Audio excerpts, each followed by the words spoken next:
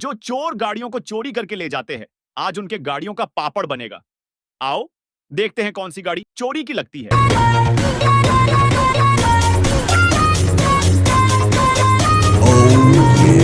यही गाड़ी चोरी की लगती है, लेकिन उसे देखने से पहले बेटा, मुझे देखकर इग्नोर मत करना। इस बार जो भी एग्जाम में पास होना चाहता है, मैं पास कर दूंगी, मगर मेरा भी एक काम करना होगा।